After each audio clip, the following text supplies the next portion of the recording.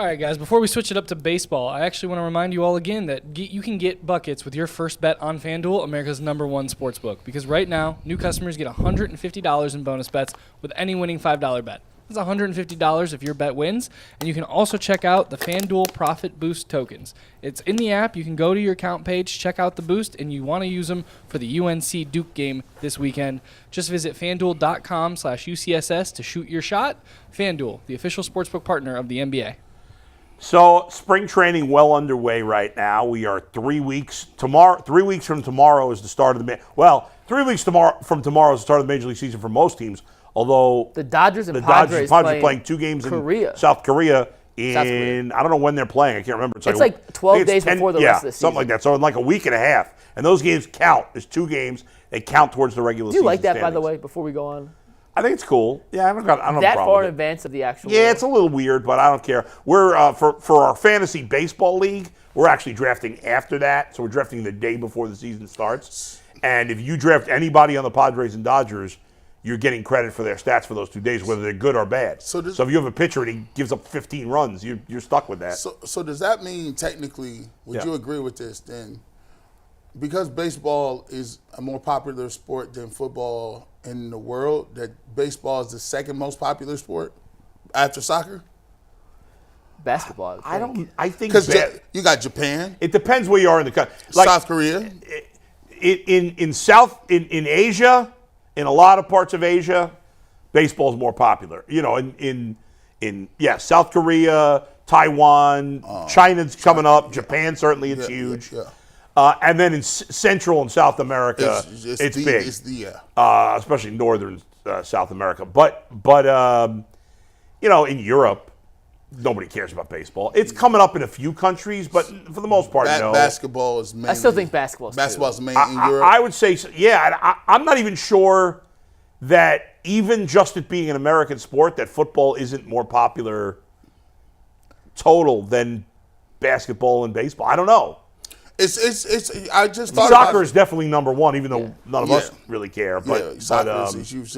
Because I thought about it, in Japan and South Korea. I mean, baseball's huge there. I mean, I've been watching a lot of things on YouTube where these guys go to these pitching factories. Yeah, and they're just that's all they do. Yeah. I'm watching the show on HBO Max called Tokyo Vice. It's a really good show, based very loosely on a true story. And they're often, a lot of the scenes take place at the batting cage. Anyway, so the reason we brought up baseball and spring training is because I was fortunate to speak to Terry Francona yesterday. The former Guardians manager sat down with me for about 20 minutes. We're going to play a clip from the interview, and we'll talk more about it. If you'd like to see the whole interview, I'd love it if you checked out my podcast, The Bullpen with Adam the Bull, part of the Bet Rivers Network. You can check it out on YouTube. Hit the subscribe button. Just look it up. It came out yesterday, and Terry was great, was very generous with his time. I tried to get him to, I asked him about the Guardians specifically when it came to payroll and his frustration, and he kind of avoided the topic. So I let it go because what am I going to do? Don't want to press him. I'm not going to press him on that. Because he's still working for the team in a limited capacity. But we did get into, did we have the question on the clip? I can't remember. The question's not on there, so if you want to set up the question. Then let me set it up. So I asked Terry Francona more generally about payrolls in baseball and whether or not he thought it was good or bad for baseball that there's a large disparity between the top payrolls and the bottom. Here's what he said. The way you said it, I actually really agree with about sometimes when you have a payroll, like you said, the Yankees or the Mets, and if you make a mistake, you can help it go away. Mm-hmm. Yeah. Cleveland, we couldn't do that. If we made a mistake, it could haunt us for a year or two. I need to be careful because, when I was in Boston, I didn't complain about the disparity. Yeah. So on the other side of it, I didn't think people probably wanted to start hearing me complaining. I don't think it's great for the game, but I also don't have a solution. So until you have a solution, I don't know if you can just sit here and complain. In football, they divvy up the money exactly even because every game is broadcast nationally. Baseball is so regional, and what the Guardians get compared to maybe the Yankees, it's not even close. And I know there's some revenue sharing, but it's not enough to make it where everybody's even. So I don't have the answer. But to your question, I don't think it's healthy for the game. I don't think it's good that when 7 or 8 teams go to spring training, and if they play really well, they might end up 500. I don't think that's good for the fan base. I don't think it's good for the game, but I also don't have a way to remedy that. All right, that was Terry Francona on my podcast. Make sure you check out the whole thing. Again, please hit the subscribe button. We talked a lot of different stuff. I knew he wouldn't. I asked him about the Hall of Fame. He's such a modest guy. He didn't want to get into it, but and a lot of other things. I asked him about Jose Ramirez and Austin Hedges coming back and all that. Our guy. But specifically on the payroll, he was honest. Listen, in Boston, he didn't care about payrolls because they had one of the higher payrolls. Right. But he says, yes, I don't think it's good for the game to have such a disparity, but what's the answer? There's no easy answer. It's very complicated, and it would take cooperation from players and owners that is hard to find. But what did you guys think about what he said there? When I hear him talk about it, you could tell he's frustrated. It frustrates him a little bit. And he says, well, he doesn't have any, really good ideas for it. I've always thought that, if there's one or two ways you can get players, you can either resign the guys you got, make trades, or draft players. If you're going to not have the same amount of payroll, you want to make things even, more equality and more even across the playing spectrum. What about giving, those teams who are under a certain threshold of payroll more picks, like more draft picks? Obviously that will give you a better chance at creating and finding guys, because he talked about hit or miss. Like if we sign a guy and he turns out to be a mistake, then we got 2 or 3 years to deal with it. But if you had more bites at the apple and say, okay, well, these teams have more first-round picks or more chance to develop younger talent, then that would seem like that would kind of even it out. Yeah. And you have a better chance of identifying guys that you want to sign and lock up earlier, because that's the thing you can do. The players would argue, well, if we give these teams that don't spend money more draft picks, then they'll just spend less money. That's correct. Yeah. So it's hard to hear Terry Francona say, I don't have an answer, and then me give an opinion to an answer that if Terry doesn't know, then who the hell am I? But I don't think there should be a salary cap. There just be a salary floor. I mean, there is a salary cap, by the way. It's very, very loose. It's easy around. It's not a cap. There's just penalties for going over. I do think there should be a minimum amount that a team should be able to spend, 100%, has to spend. Now, I looked at the salaries from 2023. So I don't know what the projected payrolls for teams are for 2024, but I went back to 2023. And you have obviously teams spending a gajillion dollars like the Mets and the Dodgers. And then you have teams like Oakland and Tampa Bay and Cleveland spending, 60, 70. So I tried to figure out a number I thought would be fair. And I came to $110 million per team. That would have been 21st in Major League Baseball. Still in the bottom third of the league. But it wouldn't prohibit teams like LA or New York or Boston or these Chicago from spending as much money as they want. But it would make the bottom tier franchises have to spend enough money to at least be competitive. There are always outliers. The Rays somehow find a way year in, year out to spend $60 million and win 102 games. I don't know how it works. Well, the Guardians are competitive year in, year out. They've had higher payrolls. But I mean, as far as like the little payrolls.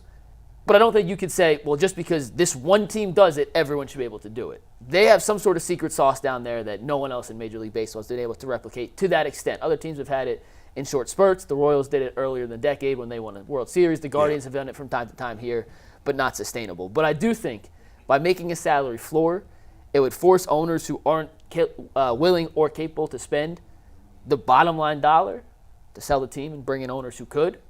I think that's good for the game.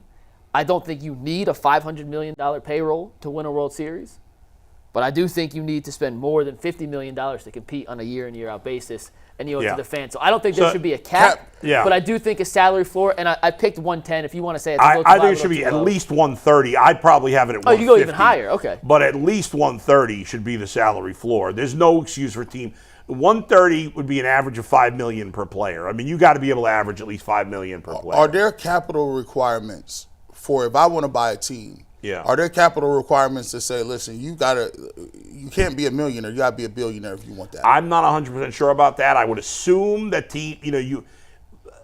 at this point they wouldn't bring in an owner unless he was super, super wealthy. Yeah. But some of the guys that are already in, I don't know if there was a rule at the time. Yeah, like, so if the Guardians are only going to spend, like, yeah, even if they did have a capital requirement, you can't say, well, that's retroactive. Like, I'm already owner, I'm already here, so you can't tell me. But I think 130, 150 is good. The problem, part of this, like, as Terry pointed out, in football, there's revenue sharing. It's completely across the board. The Yankees make way more money than the Guardians do. There's nobody that's going to deny that. They have their own TV network. I get it. Nobody is expecting the Guardians to have a payroll as high as the Yankees, but it's got to be close enough that and I can't remember if it was in that clip, but we talked about the fact that when the Yankees and Mets and Dodgers, and then to a little bit lesser degree the Cubs, the Cardinals, some of these other teams, when they make mistakes, it's not necessarily the spending. Like, the Guardians have spent some money in some big contracts, but the Guardians can't make any mistakes. If you screw up when you sign Michael Bourne or Swisher or Josh Bell, it screws you. The Yankees and the Dodgers, if they sign a player, and they've done it, especially the Yankees, have signed big money contracts with guys and gave them nothing, but they can overcome it because they'll just spend more money. There's a limit. The Yankees don't, believe it or not, they've been affected by the penalties, or they've chosen to be affected. It's stupid. They don't need to be. They can afford to spend more. But they've been hesitant to go over some of the penalty numbers because they don't want to pay these extra penalties. So that's part of it but I think the expansion of the playoffs is a negative. I never liked it. And it's encouraging. It's easier to make the playoffs now in baseball. Now, it's still the hardest because the least amount of teams make it. But teams that are in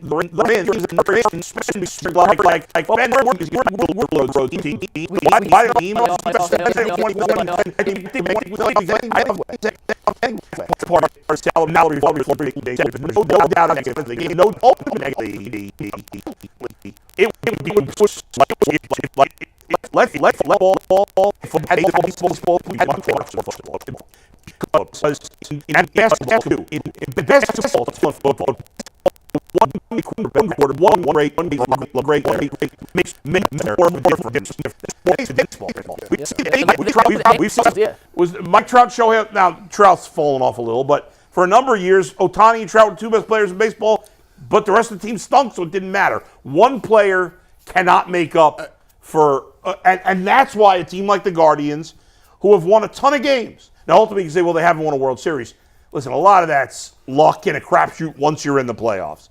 But the Guardians and Rays have won a lot of games because they've been run well, even with a low payroll. Why don't they come up with a revenue sharing system that rewards teams like the Guardians or the Rays? It should. Now, so there is a revenue sharing system, but it's not a huge enough. But the Guardians can spend more. They choose not to, and that's if you had a revenue sharing system where it says, okay, the Guardians made it to the World Series, this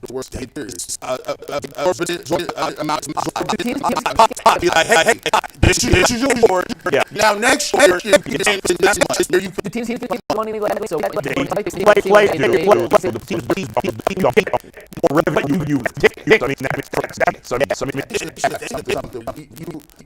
because make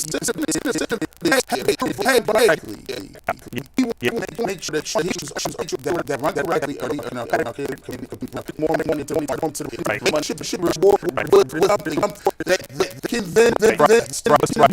teams better. I would think you would have to do that with every team, though, because you don't want to just say, oh, if your payroll's under $150 million, you could get this bonus, because then that would encourage teams not to spend. Right. Yeah. So it would be league wide. Yeah. But think about it. The Dodgers got so much money. Even if they did get that money, how much is that going to change? The Dodgers spent more this offseason alone than the Guardians spent in the last decade. What's fascinating in the end is because baseball is such a strange sport and so the hardest to predict, that the Dodgers, with all the money they've spent, have won one World Series in the last 36 years, and that was during the COVID year. Yeah. Facts. The Mets had the largest payroll in the history of baseball last year and did not make the playoffs. The Yankees had one of the top three payrolls. did not make the playoffs last year. And the Mets, in Diamondbacks- fact, have not won the World Series since 1986, and they don't spend like the Yankees traditionally.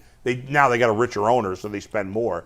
But money doesn't guarantee anything at all, but it helps you make up for mistakes. Yeah. And the Guardians, unfortunately, have made a lot of mistakes the last couple of years. By the way, That being said, Gavin Williams looked good yesterday.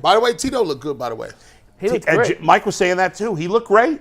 He told me and again, listen to the whole interview. He is. I said, am I calling it retirement? Like, would you come back? We didn't get into whether he would come back, but he's loving life. He's playing golf. He goes to Arizona basketball games. He is, and he's still part of the organization.